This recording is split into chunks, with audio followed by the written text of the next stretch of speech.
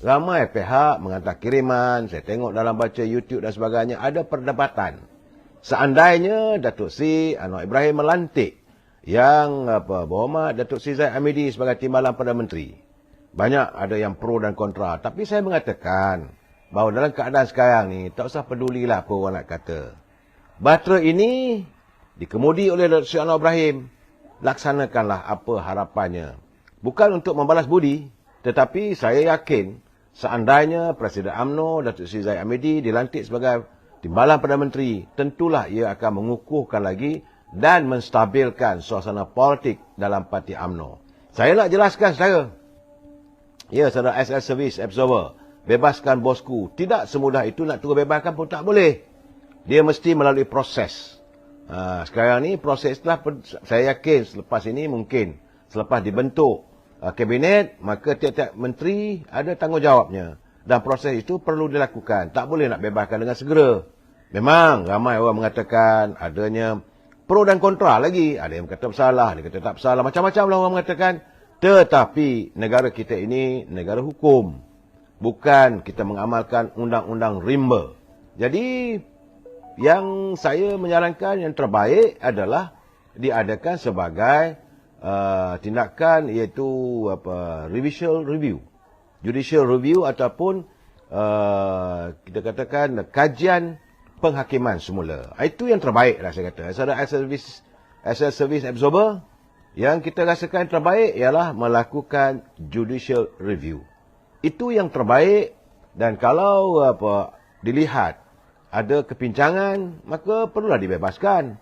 Malahan seandainya judicial review itu dilaksanakan, maka Datuk Seri Najib perlu dikeluarkan daripada penjara. Kerana bila kita nak mengkaji semula tentang keputusan kehakiman itu, keadaan masih lagi macam saya katakan, no one is guilty unless proven by the court. Itu keadaan pandangan saya. Saya bukan orang undang-undang, saya pandangan orang rakyat biasa. Terpulanglah. Saya melihat agar tidak lagi pelaksanaan hukum undang-undang rimba. Saudara, ya. Yang kedua, berbalik-balik pada tentang Datuk Seri Zahid Hamidi. Saya merasakan bahawa bagaimana kenyataan Datuk Seri Anwar Ibrahim, tidak ada seseorang pun yang boleh dianggap bersalah selagi tidak dibuktikan oleh mahkamah. Kalau sekadar prima facie, itu hanya satu keputusan satu orang. Hanya prima facie yang mahkamah merasakan ada kes untuk dibicarakan. Bukan lagi bersalah. Ini kena jelas, saudara. Tadi saudara Zakaria tadi bertanya dengan saya begitu. Memang sepatutnya dipikirkan begitu. Jadi kalau nak lantiklah. Asalkan janganlah dengan jawatan itu akan mempengaruhi mahkamah. Dan maka teruskanlah, tak ada masalah. Saya yakin Datuk Seri Zahid yakin beliau tidak bersalah. Sebab itu beliau memilih untuk dibicarakan, saudara. Dengan harapan agar mahkamah kita mengamalkan undang-undang yang benar-benar berpaksikan kepada perlembagaan negara. Itu yang paling penting, saudara. Dan saya melihat, semua kita kena tahu, saudara, kenapa beliau dituduh dengan sebegitu. Lain tak ada. Puncanya adalah kerana beliau menentang Perdana Menteri ketika itu, Datuk Seri Tun Dr. Mahathir Mohamad. Kerana nak menyelamatkan UMNO. Beliau redha dirinya, dibuatlah apa pun. Pada dia tak apalah. Dia kata dia akan menghadapi segala-galanya. Malahan kita dengar macam-macam lah. Lepas era Dr. Mahathir, datang era Tan Sri Muhyiddin, juga permasalahan perundangan ini. Tetapi apabila Datuk Ismail Sabri jadi Perdana Menteri, tak ada pula Datuk Zahid minta Datuk Ismail Sabri membebaskan beliau daripada hukuman ataupun daripada perbicaraan. Malahan beliau akur untuk pergi ke mahkamah. Boleh katakan saya tengok setaban hari lah. Berapa lama dah masuk tahun keempat. Dah 4 tahun turun naik mahkamah. Semata-mata baginya perjuangan itu adalah untuk menyelamatkan UMNO. Sebab itu saya hairan kalau orang UMNO ni marah pada beliau dan percaya dengan apa yang dituduh. Tunggulah. Jangan kita buat keputusan. Dan saya yakinlah. Perkabaran saya, keyakinan saya, malahan daripada apa yang disampaikan kepada saya petang tadi, besar kemungkinan Datuk Seri Zahid Hamidi akan dibawa masuk ke dalam kabinet Datuk Seri Anwar Ibrahim untuk menjawab jawatan sebagai Timbalan Perdana Menteri. Dan kementeriannya agak penting juga. Bagi saya, Datuk Seri Anwar Ibrahim memerlukan dukungan pemimpin yang pertama berjiwa besar. Yang kedua, berani melaksanakan sesuatu tindakan demi lestari rakyat. Datuk Seri Zahid, dia berani menghadapi apa saja demi untuk menyelamatkan UMNO daripada dibunuh ataupun dikuburkan. Satu perkara lagi, saya berharap, amat harapan saya, sebab saya nampak sekarang ni secara ramai sekarang ni orang dah mula mengelilingi Datuk Seri Anwar Ibrahim. Petang tadi saya berbual dengan 5-6 orang lah. Dari Parlimen, teman-teman daripada Parti Keadilan. Mereka berbual-bual dengan saya bertanya dengan mereka bagaimana keadaan sekarang. Mereka juga merasa hairan. Sekarang ni dia kata Datuk Seri Anwar Ibrahim seolah sudah terkepung.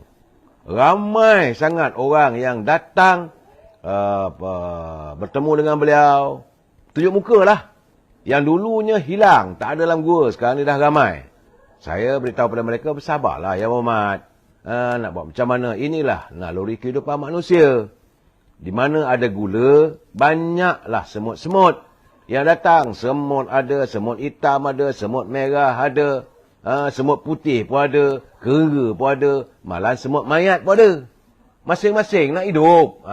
Tetapi saya yakin mereka yang bertindak demikian tentulah dapat ditapis oleh Datuk Seri Anwar Ibrahim agar tidak lagi mengikut unjuran-unjuran masa silam. Yang sudah tu sudah. Kita nak menghadapi era baru. Ini adalah era jajaran baru. Dan saya bersyukur pada Allah SWT, Datuk Seri Anwar Ibrahim mengatakan, ini bukan kerajaan Pakatan Harapan. Bukan juga kerajaan keadilan. Ini adalah kerajaan perpaduan yang menyantuni semua pemimpin-pemimpin politik, cuba disantunkan supaya mereka dapat mengembeling tenaga. Matlamatnya adalah lestari menangani derita rakyat, saudara. Cuma saya melihat, secara terus terang saya katakan, kemelut dalam UMNO masih bergolak lagi. Sebab masing-masing memburu jawatan. Kerana mereka merasakan jawatan dalam UMNO itu memberi jaminan untuk mereka mendapat habuan. Tapi saya nampak untuk saat ini dan masa mendatang, wolot-wolot ataupun orang-orang katil-katil UMNO sudah pun mula diselimuti. Bukan takut lagi, diselimuti oleh kebimbangan yang teramat. Pertama, kalau mereka menjawat jawatan kerana ada orang di belakang mereka yang menaja dari segi aspek kewangan, tentulah bagaimana nak cari balik. Ini masalahnya. Saya tak tahu. Tangan yang mencincang, bahulah yang memikul. Kerajaan tidak mungkin lagi nak melayan orang seperti ini. Menteri-menteri pun sama ada daripada UMNO pun tidak bebas untuk memberi tender ataupun projek-projek tertentu dengan cara runding terus. Malahan, saya dipahamkan mulai 2-3 minggu akan datang, selepas terbentuk kabinet, selepas jelas dasar negara ini, saya yakin banyak juga tender-tender yang telah diberi secara runding terus bakal dikaji semula. Kalau ada wang yang diambil, pulanglah balik. Itu saja. Saudara SSV, pilihan raya Padang Serai buat hal lagi. Padang Serai buat hal lagi, saya tak tahulah. Saya merasakan kalau begitu sikap mereka, saya dapat juga dapatan saya, saudara services. Teman-teman daripada UMNO, mereka marah. Sebab itu kata mereka, kita tumpukan perhatian kepada pilihan raya kecil, pilihan negeri di Tioman. Padang Serai itu biarlah. Ada juga teman mengatakan sepatutnya UMNO tarik diri. UMNO tidak meletakkan calon. Calon yang bertanding di Padang Serai adalah daripada parti MIC. Terpulanglah kalau mereka mahu menyantuni atas nama ungkapan perpaduan, tariklah diri. Sebab kawasan itu dulu pun dimenangi oleh calon daripada Parti Keadilan. Terpulang. Kita tak mau cakap apa-apa. Ini demokrasi. Semua orang bebas untuk bertanding. Bertandinglah. Asalkan kali ini kita tak mau lagi adanya unsur-unsur korupsi. Saya agak kecewa bila selepas pilihan raya ternyata ada parti-parti politik yang sanggup berbai'ah atas nama Allah. Saya dengan nama Allah bersumpah akan mengundi parti-parti tertentu. Saudara? Dan selepas akad sumpah tu bagi duit. Itu jelas korupsi politik. Dan saya haraplah agar Suruhanjaya Pencegahan Rasuah segeralah buat siasatan. Kalau benar, besar kemungkinan boleh dibatalkan pilihan raya tersebut. Dan Kalaupun tidak, orang yang beri rasuah itu boleh diambil tindakan. Boleh tanya datang mana duit, bukan sikit saja. Saya dipahamkan, ada kalangan-kalangan orang tertentu dapat sampai RM500,000. Ada yang dapat untuk membeli undi, seorang pengundi dapat RM500. Katanya, saya tidak tahulah. Tapi itu yang dapatan saya, orang kata begitu begini. Saya kata, ya ke? Takkan kaya sangat parti politik sebut. Sebab parti-parti itu bukanlah parti yang dominan. Yang dah lama dalam arus percaturan politik tanah air. Tapi nampak gayanya, secara mendadak, banyak wang yang digunakan. Saudara Lee, betul ke ini semua sudah dirancang oleh atuk dari dulu? Tak betul. Dr. Mahathir dia tidak mahu Datuk Seri Anwar Ibrahim menjadi Perdana Menteri. Itu memang jelas. Bukan dirancang. Dan beliau juga tidak mahu Datuk Seri Zahid Hamidi sebagai Timbalan Perdana Menteri ataupun berada di anjung kuasa. Kerana dia geram. Datuk Seri Zahid Hamidi menolak mentah-mentah cadangannya. Bawa ahli parlimen menyertai PBM. Bawa ahli UMNO sertai PBM. Dan menghapuskan UMNO ataupun menguburkan UMNO untuk diganti dengan Parti Pemimpin Bersatu. Itu memang jelas. Bukan dirancang. Saudara ini Azli Lee, kalau ada orang cakap begitu, bagi saya tak betul. Apa yang saya tahu, apa yang saya yakin, ini adalah rancangan Allah. Sebab mana yang saya katakan, malam pilihan raya, sehari selepas itu saya mengulas. Allah menunjukkan, parti Pakatan Harapan dapat 82. 8 campur 2, 10. Genap. Dan parti Perikatan Nasional juga dapat 73. 7 campur 3, 10. Genap. Tetapi yang menentukan ke arah mana parti UMNO Barisan Nasional dapat 30. 30 tu macam saya kata, kalah. 30 juz dalam Al-Quran. 30 menentukan. Kalau dengar lagu M. Nasib, Burung Hud-Hud, akhirnya segala pintu dimasuk, yang 30 itu juga yang sampai. Ya saudara. Jadi jangan katalah perancangan apa semua ni semua tak betul lah Saudara Azli.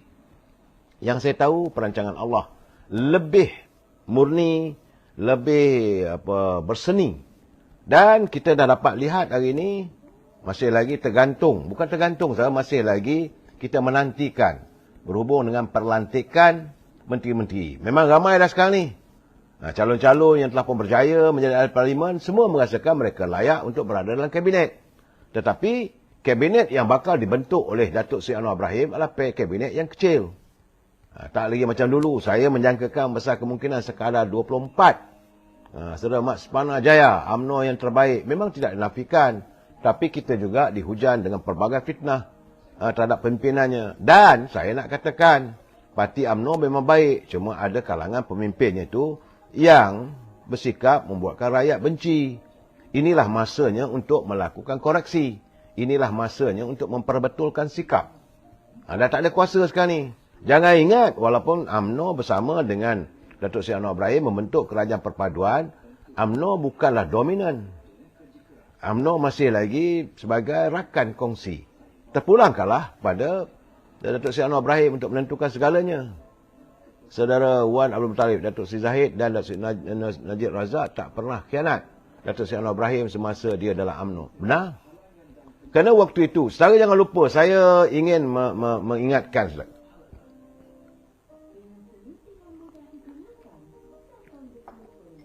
Sekitar tahun 1997. Saya masih itu dalam pergerakan pemuda. Memang perancangan waktu itu, selepas saja Dr. Mahathir bersara daripada politik ataupun meletak jawatan sebagai Perdana Menteri, jawatan tersebut akan diambil alih oleh Datuk Seri Anwar Ibrahim. Dan jawatan timbalan Perdana Menteri waktu itu adalah Datuk Seri Najib Tun Razak. Itu yang disebutkan 1997, The Grand Design. Yang dilontarkan oleh Syahidan Kasim waktu itu. Jangan lupa saya. Kononnya ada grand design, nak menurunkan Dr. Mahathir, nak menaikkan Datuk Seri Anwar Ibrahim bersama dengan Datuk Seri Najib. Itu memang ada yang orang katakan grand design. Dan ramai orang bersetuju waktu itu. Tapi sayangnya, malangnya terhenti. Usaha ke arah itu, Dr. Mahathir mengambil tindakan terhadap Datuk Seri Anwar Ibrahim dan segalanya bercempa. Malahan bila Datuk Seri Anwar Ibrahim berhenti, maka tempat beliau diganti oleh Tun Abdullah. Ramai yang mengatakan biarlah Datuk Seri Najib. Tapi tidak jadi begitu. Bagaimanapun warga UMNO akur. Tak apalah, kita tunggu. Akhirnya hari ini saya melihat. Cuma yang tak adanya Datuk Seri Najib. Kalaulah Datuk Seri Najib berada di luar dan masih jadi ahli parlimen, saya rasa besar kemungkinan unjuran yang dikatakan 1979 dulu, 78 dulu tu, 77, 1997 akan berulang. Saudara Cik Din, okeylah, aduh sesat pula. Sesat ke mana tu saudara? Dan sekarang ini masa untuk melakukan koreksi. Saya melihat saudara, alangkah baiknya dalam saat-saat begini, masa-masa yang mendatang, kita kembalilah menjalin keharmonian. Dan dalam keadaan hari ini, saya menjangkakan besar kemungkinan masa-masa mendatang bahawa akan ada ceasefire antara Parti Keadilan dengan UMNO. Dicarilah jalan supaya ada perdamaian. Ini bukan masa untuk membalas dendam, saudara. Ini adalah masa untuk kita memperbaiki kehidupan rakyat dan memperbaiki negara. Saya pernah bercakap dengan Yang Berhormat Tengku Razali satu ketika dahulu. Saya kata, negara kita ni dah koyak rabak. Kalau diumpamakan seperti sehelai kain putih, negara kita ni dah habis, dah lunyai, dah koyak rabak dan penuh dengan kekotoran. Amat sukar untuk diperbaiki. Melainkan hadirnya pemimpin yang berjiwa murni, yang mahu menjahit segala benda yang koyak, untuk menyuci semula segala kekotoran itu. Alhamdulillah Tuhan memberi gambaran benda ini bakal berlaku. Dan sesuatu yang nak dijahit itu, saudara, tentulah menggunakan jarum. Bila nak guna jarum, pedihlah siapa yang tercucuk dengan jarum. Bila nak dibasuh, kena sental. Bila disental itu, yang kena sabun, yang kena klorok, pedihlah. Tapi ini tidak boleh kita biarkan supaya kain yang putih bersih itu terus jadi kotor. Ataupun bagi saya melakukan regenerasi ataupun satu macam umpama ladang. Dah penuh dengan lalang, berselerak apa semua. Jawabnya bakar aja. Bila dibakar lalang itu, supaya abu lalang itu boleh dijadikan baja, tumbuhlah dengan baik tumbuh-tumbuhan yang ingin ditanam.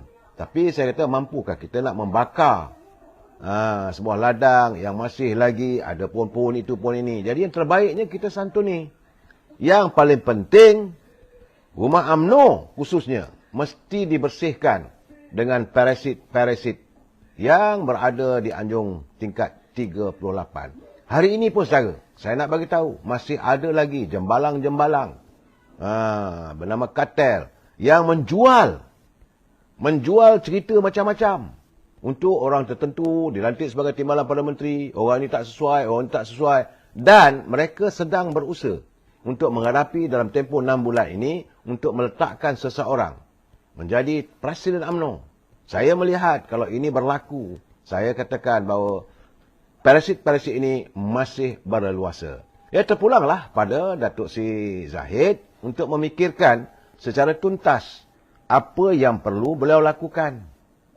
Saya harap Biro Disiplin perlu mengambil tindakan.